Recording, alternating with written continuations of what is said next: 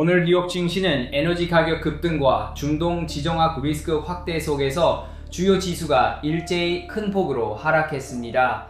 다우존스 산업지수는 739.42포인트 하락하며 1.56% 내렸고 나스닥은 404.16포인트 하락해 1.78% 하락했습니다.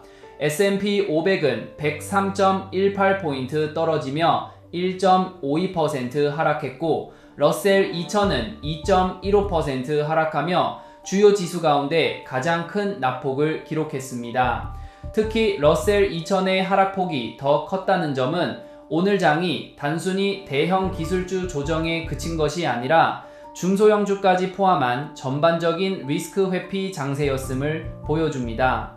실제로 주요 외신들은 중동 긴장과 유가 급등이 겹치면서 미국 증시가 전반적으로 급락했고 에너지 업종을 제외한 대부분 업종이 약세를 보였다고 전했습니다. 이번 하락의 핵심 원인은 중동 긴장 고조와 호르무즈 해협을 둘러싼 공급 차질 우려입니다. 최근 이란과 관련된 군사적 충돌이 확대되고 유조선 공격과 봉쇄 위협이 이어지면서 시장은 원유 공급 충격 가능성을 강하게 반영했습니다. 호르무즈 해협은 전 세계 석유 공급의 약 20%가 통과하는 핵심 에너지 통로입니다. 따라서 시장은 단순한 지정학 뉴스가 아니라 글로벌 에너지 공급망의 핵심 병목이 흔들릴 수 있다는 위험을 가격에 반영하기 시작했습니다. 에너지 시장은 즉각 반응했습니다. 원유 가격은 급등했고 브렌트유는 배럴당 $100를 넘어섰습니다. 국제에너지기구 역시 중동 공급 차질이 확대될 경우 글로벌 원유 공급 충격이 커질 수 있다고 경고했습니다. 일부 분석에서는 전쟁이 장기화될 경우 유가가 더 높은 수준까지 상승할 가능성도 거론되고 있습니다. 환율 역시 중요한 변수입니다.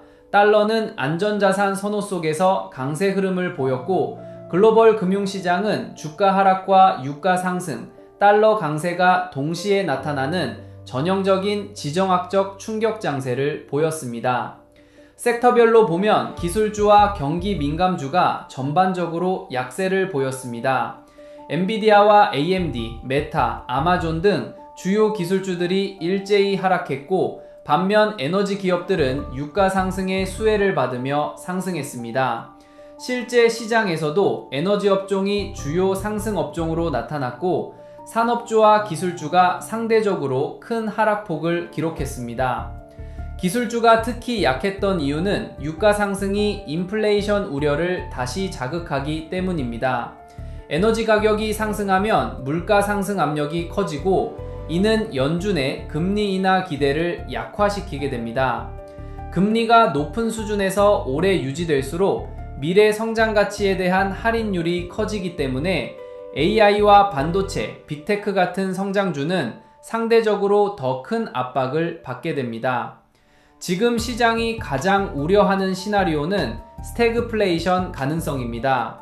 에너지 가격이 상승하면 기업 비용이 올라가고 소비 여력이 줄어들며 동시에 물가가 상승해 중앙은행이 금리를 쉽게 낮추기 어려워집니다. 일부 경제 분석에서는 이번 중동 충돌이 장기화될 경우 글로벌 경제 성장 둔화와 인플레이션 압력이 동시에 나타날 수 있다고 경고하고 있습니다. 현재 투자자들이 가장 주목하는 변수는 세 가지입니다.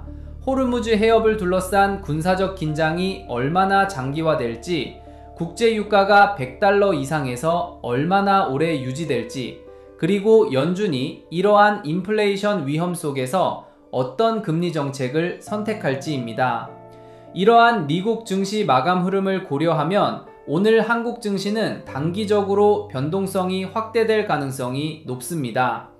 특히 한국 시장은 에너지 수입 의존도가 높은 구조이기 때문에 유가 상승이 기업 비용과 환율 상승 압력으로 이어질 수 있습니다. 실제로 국제연구에서도 유가 상승은 아시아 기업 수익성을 낮추고 주식시장 심리를 약화시키는 요인으로 지적됩니다. 따라서 오늘 한국 증시는 장 초반 글로벌 리스크 회피 심리가 반영되며 하락 압력을 받을 가능성이 있습니다. 특히 반도체와 성장주 중심의 코스피 대형주가 영향을 받을 가능성이 있습니다. 다만 유가 상승에 수혜를 받을 수 있는 에너지 관련 업종이나 일부 원자재 관련 종목들은 상대적으로 강세를 보일 가능성도 있습니다. 결국 오늘 한국 증시의 핵심 변수 역시 세 가지로 정리됩니다. 국제 유가의 추가 상승 여부, 중동 지정학 리스크의 확산 여부, 그리고 달러 강세와 외국인 자금 흐름입니다. 정리하면 현재 시장은 단순한 하루 조정이 아니라 에너지 가격 상승과 지정학 리스크가 결합된 충격 국면에 들어가고 있습니다. 그리고 이러한 변수들이 이어질 경우 글로벌 금융시장은 당분간 높은 변동성이 반복되는 장세로 이어질 가능성이 높습니다. 지금 시장 상황을 한마디로 정리하면 고유가와 지정학 리스크가 다시 글로벌 금융시장의 가장 큰 변수로 올라온 국면이라고 볼 수 있습니다.